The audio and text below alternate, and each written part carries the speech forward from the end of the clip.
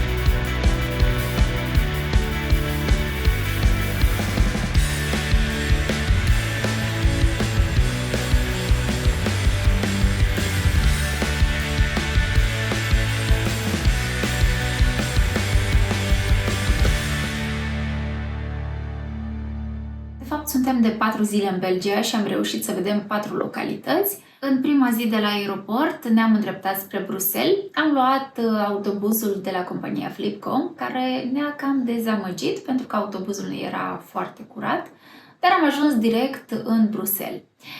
Aici am sperat că ne vom bucura de oraș, însă nu înțelegeam de ce este atât de aglomerat. Știam că e un oraș aglomerat, pentru că este un oraș turistic, dar era extrem de multă lume. Era de fapt un festival de jazz, din acest motiv chiar și Grand Place, adică piața centrală din Bruxelles, era foarte, foarte aglomerată. Am văzut și Manneken Pis, statuia simbol al orașului Bruxelles, dar și acolo era foarte multă lume pentru că se ținea un eveniment. Am ajuns și la celebra statuie din Bruxelles. Mă așteptam ca băiețelul să fie o simplă statuie, dar se pare că e îmbrăcat în soldat. Și sunt foarte mulți turiști pe aici.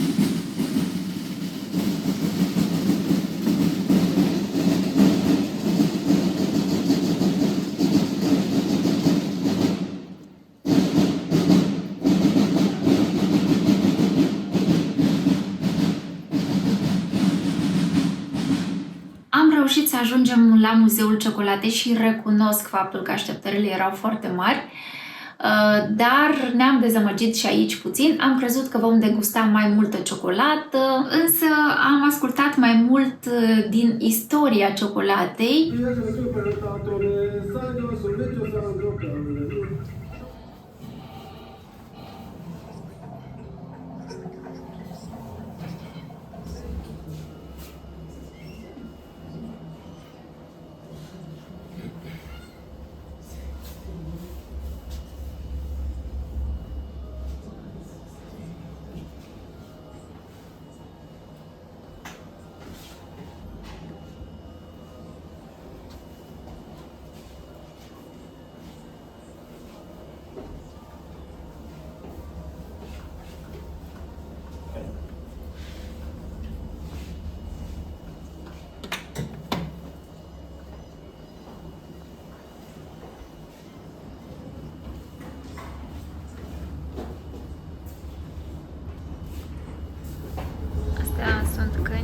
pentru domnii care aveau mustață, ca să nu-și murdărească mustața atunci când savurau o cafea sau un ceai.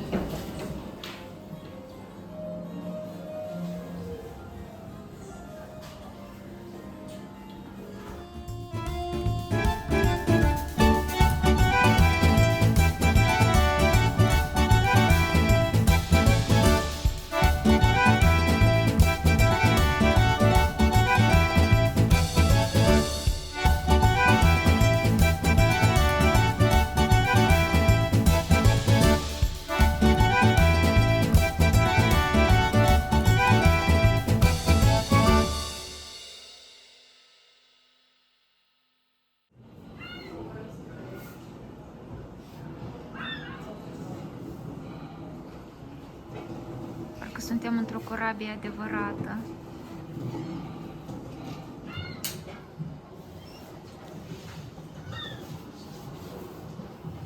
Și am făcut degustare foarte, foarte puțină. Practic erau 5 feluri de ciocolate, dar nu era cea mai bună ciocolată belgiană. Asta e din Peru, asta e din Costa Rica, albă.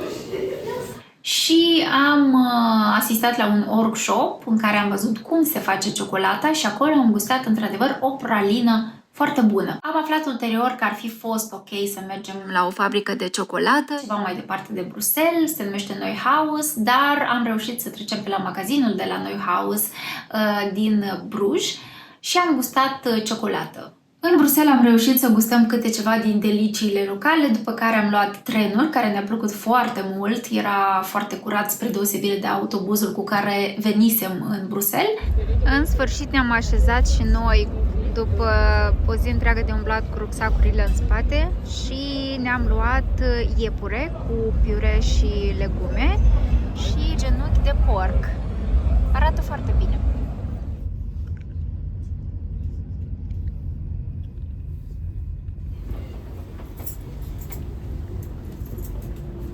Și ne-am îndreptat spre Weichmal, un sătuc localizat nu departe de orașul Leuven, unde ne-a plăcut mult.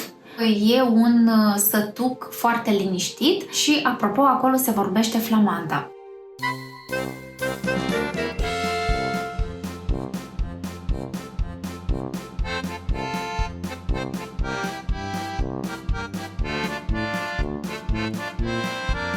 Weichmalul este o localitate, un sătuc foarte liniștit, așa cum spuneam, și are o arhitectură drăguță, formată din căsuțe la curte, foarte drăguțe, așa cum vezi în filmele britanice sau americane.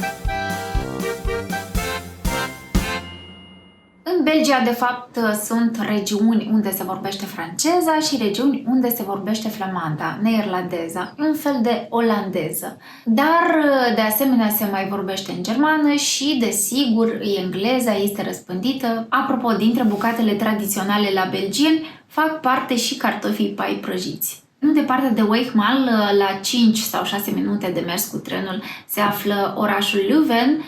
Flamanzii îi spun Leuven, iar francezii îi spun Leuven.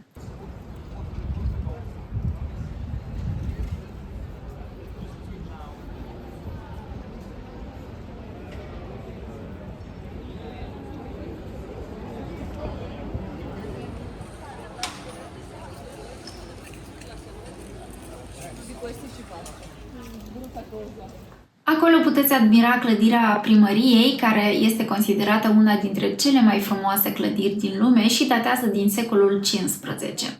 Tot în Leuven se găsește și cea mai bine cotată universitate catolică. Este de fapt o universitate ce face parte din top 100 universități cele mai bune din lume și un oraș care are o arhitectură foarte drăguță. În Leuven noi am gustat vafe de la Josephine Waffles și au fost foarte bune. După Leuven am luat trenul și ne-am îndreptat spre Bruj, cea de 4-a localitate, care ne-a impresionat până la urmă cel mai mult, indiferent de vreme. Apropo, în Belgia vremea este ca în UK, se schimbă de la o oră la alta. Iată, așa se schimbă în Belgia vremea de la o oră la alta. Poate să fie soare, după care, într-o oră sau într-o jumătate de oră, să fie vânt, să plouă, după care iar iese soarele. Aici, dacă veniți, este foarte important să vă luați haine mai groase, chiar și primăvara, și desigur este important să nu uitați să vă puneți umbrela în bagaj.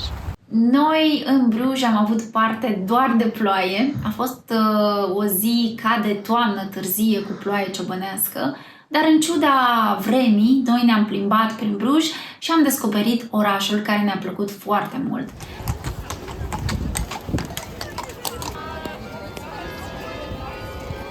Dar e frumos locul ăsta, chiar dacă plouă, lumea se plimbă. Lumea de aici e obișnuită cu vremea din Bruj, din Belgia, noi mai puțin. Apropo, subiectul ce ține de vremea din oraș se regăsește și în filmul In Bruges din 2008, în care remarcăm tipajul a doi turiști complet diferiți, unul îngânfat și nemulțumit inclusiv de vreme, iar altul extrem de încântat de oraș, în ciuda vremii din Bruges. Get to Bruges. Bruges? Where's that? It's in Belgium. For 2 weeks? In Bruges? In a room like this? With you? No way. Dar să recunoaștem, în ciuda vremii, Bruges are un farmec aparte, fiind un oraș medieval de poveste.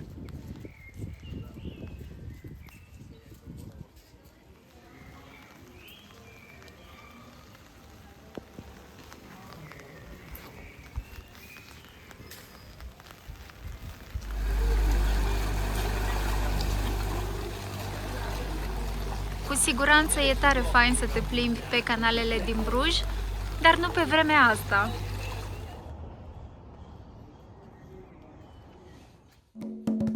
În Bruges am ales să ne cazăm într-un hotel micuț, însă cochet și foarte curat.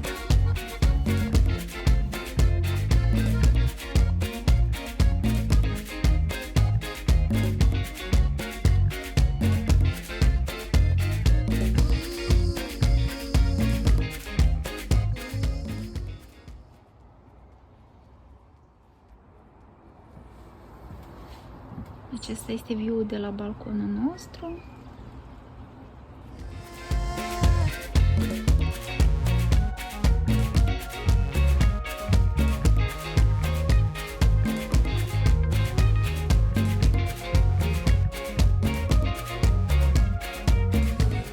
Orașului se mai spune Veneția de Nord pentru că are foarte multe canale ce străbat orașul și te poți plimba cu barca pe aceste canale.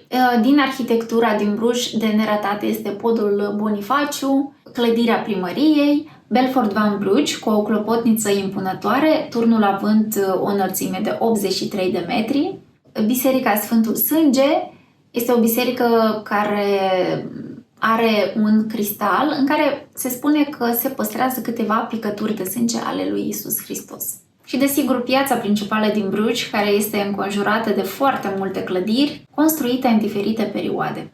Tot Bruges este faimos pentru bere artizanală și pentru dantela veche, pe care nu am reușit să o admirăm, însă am reușit să gustăm ciocolată, am reușit să gustăm berea locală, care ne-a plăcut, și în ciuda vremii am reușit să ne bucurăm de oraș.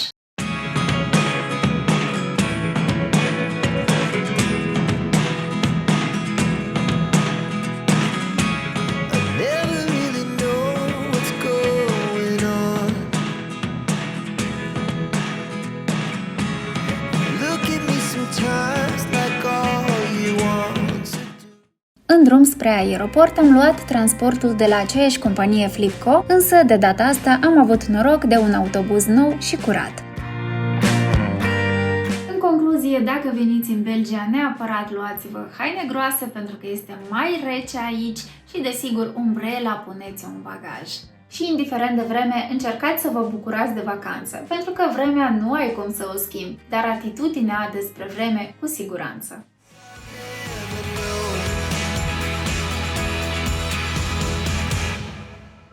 Dar voi, dacă ar fi să alegeți între Bruxelles, Weichmall, Leuven sau Bruges, unde ați alege să mergeți? Lăsați răspunsurile voastre în comentarii.